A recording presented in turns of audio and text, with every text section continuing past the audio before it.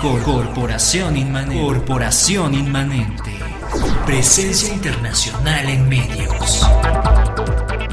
Buenos días, amigos. Qué bueno que nos acompañan. Estamos empezando la mañana muy contentos, sonriendo, a pesar de un día nublado. Gracias, David, que nos acompañas en cabina. David Méndez, ya lo conoce. Pues hoy, como siempre, Olinto ya se incorpora con nosotros, porque hace una semana se fue a una conferencia. El doctor Alejandro Rivera, aquí está con nosotros. Y hoy estábamos eligiendo el tema del que queremos platicar con ustedes. Y pues va a ser un tema evidentemente de debate, porque una misma persona puede tener muchas posturas referente a esta acción. Es sobre los maestros que se están manifestando en la Ciudad de México. Y queremos abordar el punto de vista de hasta dónde es justo que afecten a otros en su manifestación.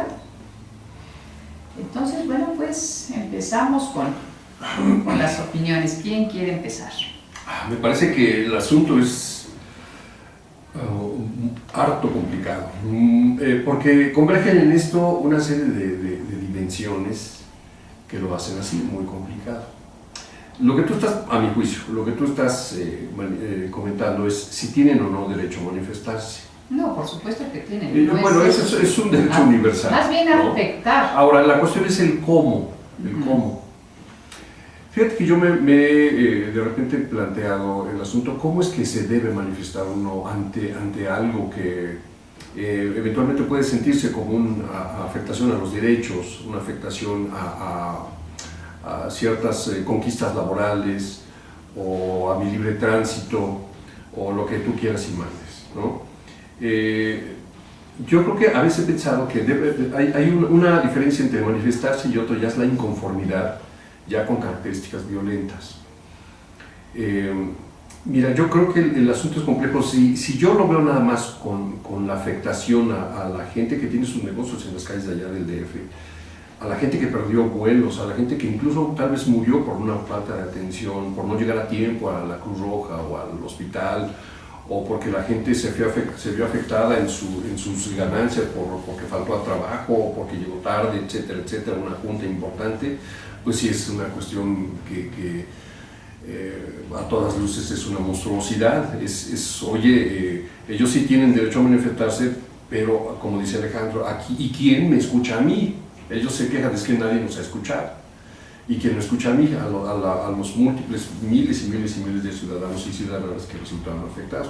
Sí, bajo esa perspectiva el asunto es grave, y yo creo que sí merece pues todo el peso de la ley, ¿no? ¿Tú estás a favor entonces de que los reprimieran? No, por supuesto que no. Yo creo que, mira, Alejandro, y tal vez ahorita al aire nos pueda comentar el ejemplo de Lisboa que él vio.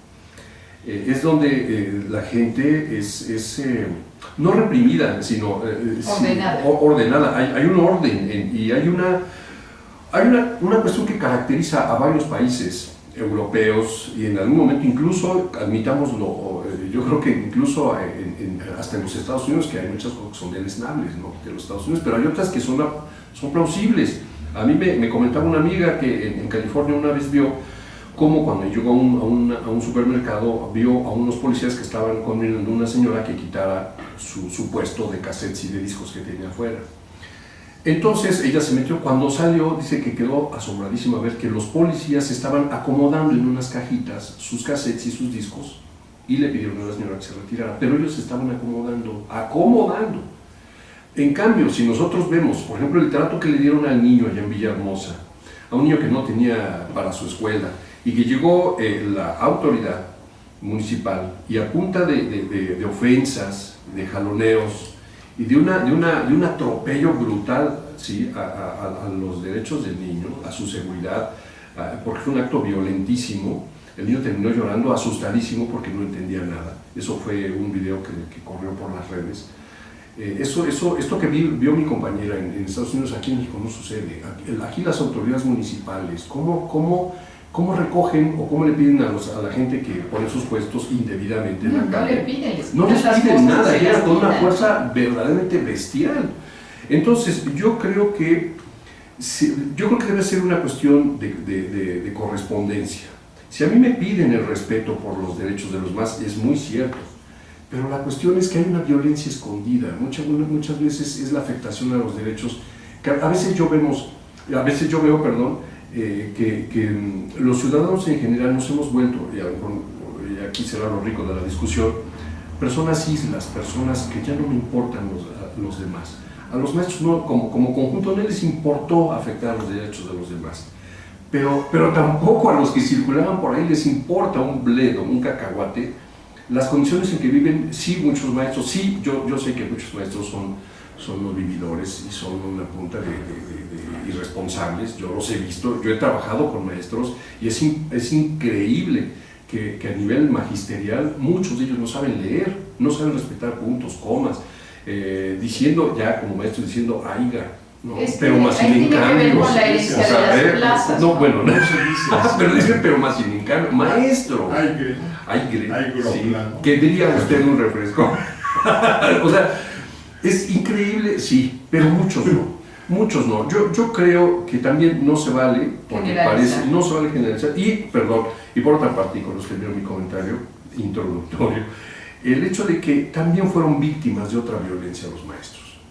La violencia, se abrieron foros de discusión para la reforma educativa y sus leyes secundarias, se abrieron foros de discusión, les dijeron que iban a ser escuchados en sus demandas. Me parece, y ayer viendo un video que publiqué en Facebook, por cierto, en una revisión del concepto de educación, que finalmente lo que quiere el gobierno es transmitir la idea de que lo que se necesita es gente competitiva, se necesita gente que produzca dinero para las fábricas, ¿sí? Necesitan ingenieros, necesitan técnicos, no necesitan humanistas. O sea, la educación que quiere el gobierno no es humanista. Lo pueden disfrazar con un matiz de humanismo. No les interesa que la gente sea creativa, ¿sí? No les interesa que tengan un pensamiento... mano de obra. Sí, que un pensamiento creativo, que vea muchas opciones. Les interesa que sea la gente lo más robotizada posible, ¿sí? Que contesten exámenes. Y necesitan maestros que enseñen eso. Y maestros también robotizados que digan sí señor, no señor. Gente que vaya a observar el desempeño del maestro y que si, de acuerdo a sus criterios, que habría que ver qué criterios usan para calificar a un maestro, lo califiquen, y si no, después de 3 intentos, te vas para afuera. Eso es muy discutible y puede tener muchas aristas, ¿no? Yo no estoy de acuerdo con lo que están haciendo en muchas manifestaciones de llegar y pintarrajear las fachadas de los maravillosos edificios del Distrito Federal, de que rompan vidrios, de que lleguen a saquear los comercios. Eso es una vileza, hay que poner todo el peso de la ley con esos fulanos. Pero también es cierto que muchos de ellos fueron gente infiltrada. O sea, yo estuve viendo videos donde los maestros estaban pidiendo que nadie se cubriera la cara y la cabeza. Pidieron que por favor todos los maestros fueran descubiertos. No obstante, mucha gente fue con pasamontañas, y esos precisamente fueron los que empezaron las agresiones. Hay otro video que estaba viendo ayer, donde policías van a sacar a uno de esos que estuvo con el rostro cubierto y lo van a sacar de la cárcel. ¿Quién es ese tipo?